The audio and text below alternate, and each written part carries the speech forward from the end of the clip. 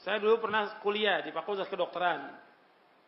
Kemudian waktu praktek anatomi menggunakan mayat, memotong mayat. Bagaimana? Sekarang saya sudah tobat. Ya bagus bertobat, nggak boleh menggunakan mayat, memotong mayat. Ini nggak boleh kecuali mayat orang kafir. Karena memang kebutuhan. Mayat orang Islam nggak boleh. Karena apa? Mayat orang Islam mulia. Dan memotong mayat itu dosanya sama seperti waktu dia memotong waktu hidup. Kasru adzbil mayyiti ka kasri hayyan, kata Rasulullah. Memotong mayat ketika dia sudah mati sama ketika dia memotong waktu hidup. Hukumnya haram dan dosa besar. Syekh Albani ketika ditanya tentang masalah ini, beliau mengatakan kalau memang terpaksa harus dia melakukan anatomi, ya mayat orang kafir, nggak boleh orang Islam, nggak boleh. Salat jamaah di masjid wajib bagi laki-laki, kecuali karena uzur syar'i seperti sakit atau hujan dan lain sebagainya. Orang-orang munafik sifatnya itu malas ke masjid, khususnya pada salat isya dan subuh. Sangat berat sekali, seberat-berat salat bagi orang munafik salat isya. Makanya Nabi ketika ditanya oleh sahabat, ya Rasulullah, siapa orang yang paling utama? Siapa yang paling utama?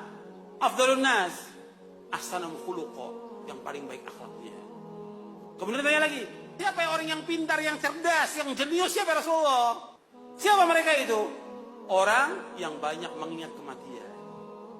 Aktsaruhum lil mauti dzikran, yang banyak ingat kematian. Kemudian aktsarum isti'dadan lil maut, dan dia orang yang paling banyak mempersiapkan bekal untuk akhirat. Ini orang yang pintar. Ini yang memberikan penjelasan siapa di sini? Rasulullah SAW. Dan hadis itu dihasankan oleh Syekh Albani dalam silsilah hadis as-sahihah. Hasan, beliau hasankan. Hasan li ghairihi.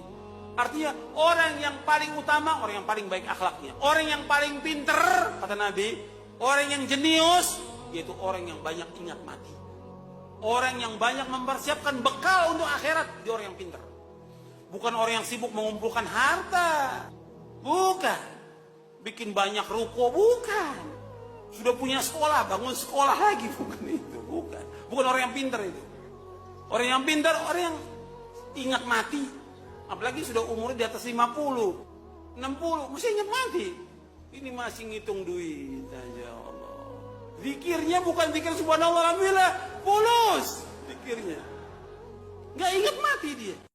Insya Allah kita semua tahu dengan fadilah ya. Fadilah hadir kajian.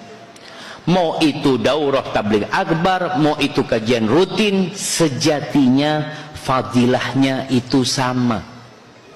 Fadilah hadir di majelis ilmu, fadilah antum melangkahkan kaki dari rumah antum, duduk di rumah Allah, bagaimana malaikat-malaikat mengelilingi antum, bagaimana rahmat Allah meliputi antum, bagaimana sakinah itu turun kepada antum.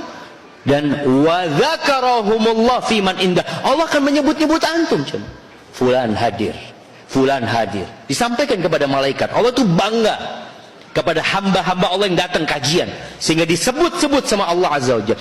Keutamaan orang yang berilmu dibandingkan orang yang ahli ibadah, kata Nabi alaihi salatu wassalam, kafadli ala adnakum, seperti kemuliaanku dengan orang yang dibandingkan orang yang paling rendah di antara kalian.